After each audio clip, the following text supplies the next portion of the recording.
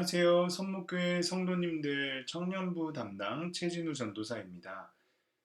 이제 사도행전 묵상을 끝내고 오늘부터 시편을 묵상합니다. 시편을 통해 어떠한 말씀을 우리에게 하실지 참 기대가 되는데요.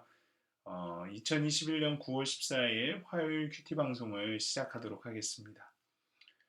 하나님, 오늘도 우리의 마음 속에 하나님을 알 수 있도록 계시의 영을 부어 주시옵소서. 감사합니다. 예수님의 이름으로 기도합니다. 아멘. 우리 먼저 함께 찬송하시겠습니다. 찬송가 68장 오 하나님 우리의 창조주시니 함께 찬송하시겠습니다. 오 하나님 우리의 창조주시니 내 주님께 귀한 것 드립니다. 내 주께만 엎드려 경배드리며 내 주의 이름 높이 찬양하네. 오 하나님 우리의 대주제시여 큰 풍랑이 일 때도 도우셨네.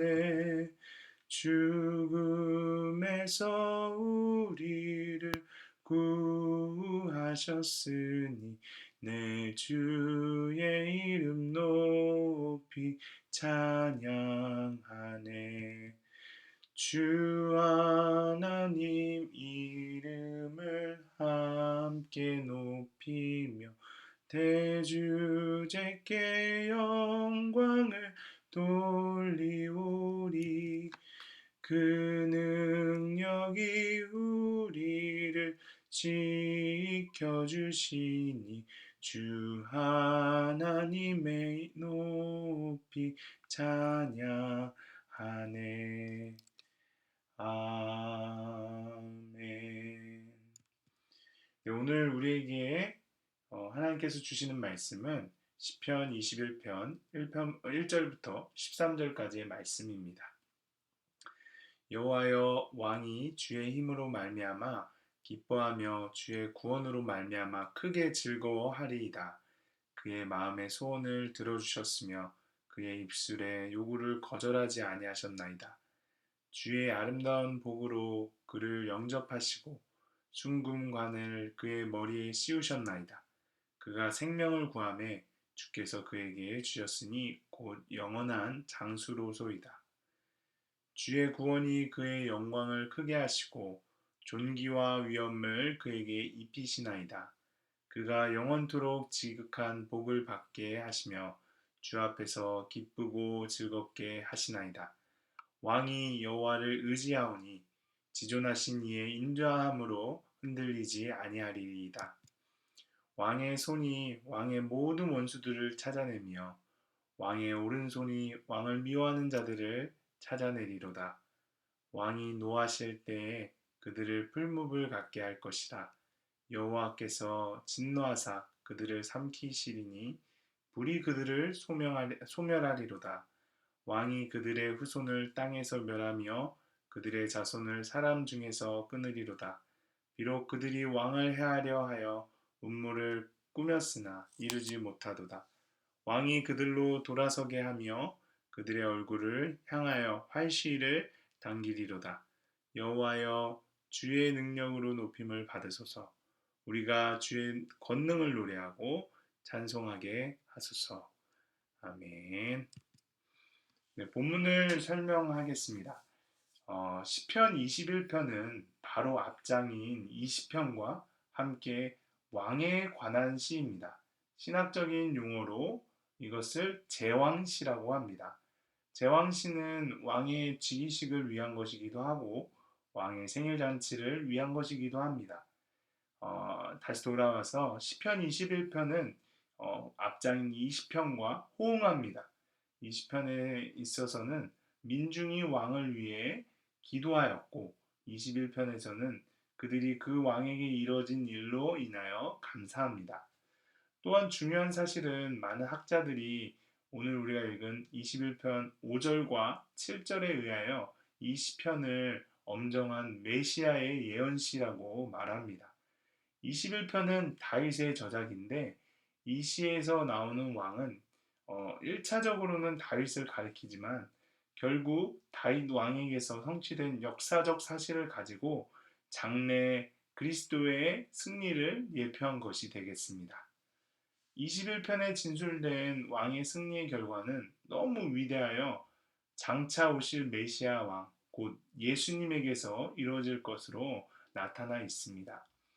그의 승리로 인하여 받은 4절에 영원한 장수, 그리고 5절에 존귀와 위엄, 그리고 6절에 지극한 복, 7절에 요동치 아니함과 같은 표현들은 모두 다 그리스도께서 십자가의 승리로 말미암아 얻으실 것에 해당하는 말씀들입니다. 그리스도께서 과연 이와 같이 승리하셨으니 그를 믿는 자는 그 승리로 말미암아 마련된 위의 모든 축복을 함께 받습니다. 여기서 말하는 왕은 앞으로도 많은 원수들을 진멸할 것이라고 합니다. 이것도 역시 그리스도로 말미암아 실현되는 것입니다. 그리스도는 십자가로 승리하셨으나 그 승리의 결과로 세상 끝날까지 모든 원수들을 완전히 정복하게 되십니다. 공중의 권세 잡은 자들로 더불어 싸우시는 그의 영적 싸움은 그의 재림 때까지 쉬지 않을 것입니다. 그는 실상 끝까지 홀로 싸우십니다. 그 이유는 예수님 외에는 마귀를 대적할 자가 없기 때문입니다.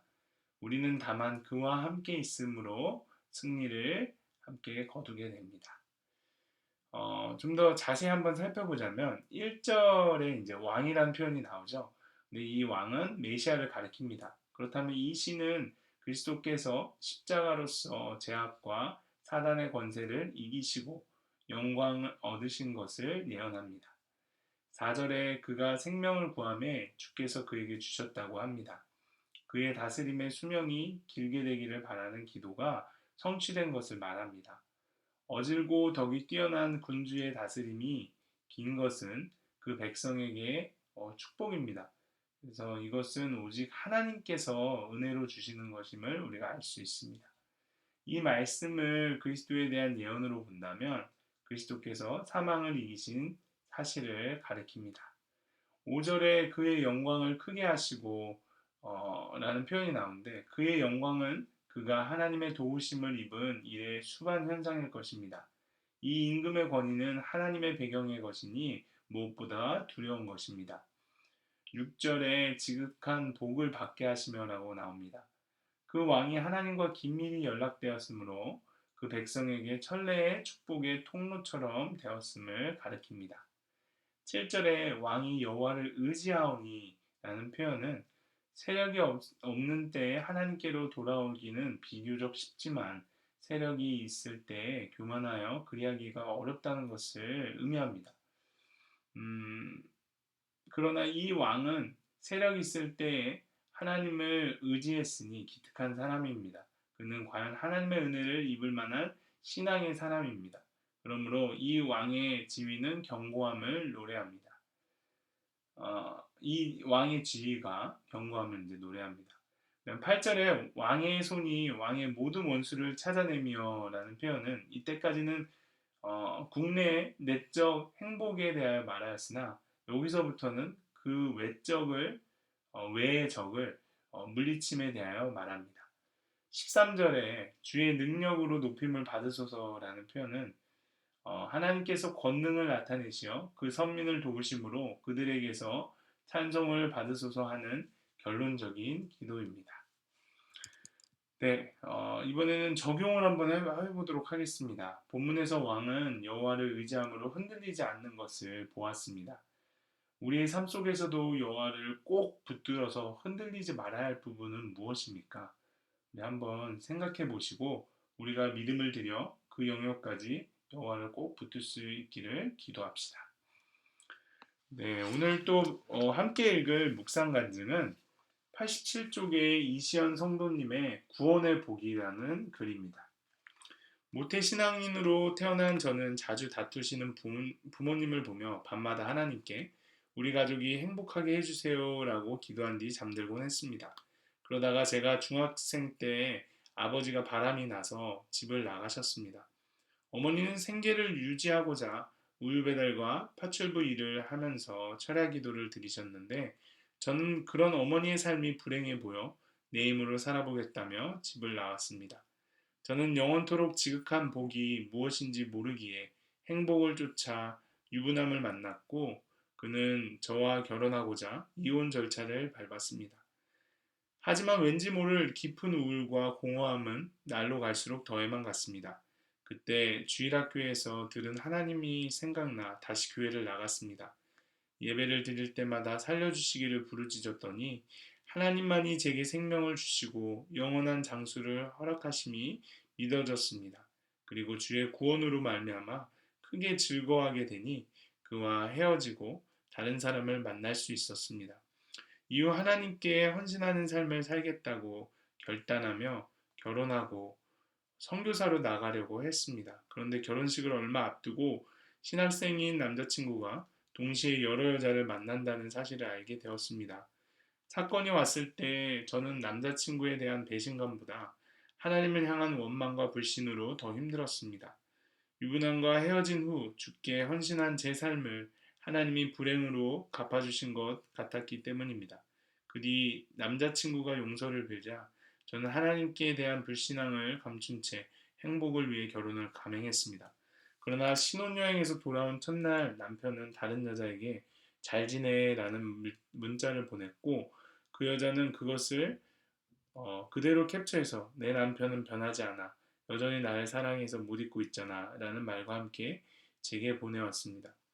그날부터 또다시 지옥 같은 전쟁이 시작되었습니다. 도대체 이런 일이 왜 제게 일어나는지 이해되지 않았고 마치 제 인생이 여호와의 진노를 삼킴을 당한 것만 같았습니다. 그러던 중 저는 살고자 다시 말씀을 보고 듣기 시작했습니다.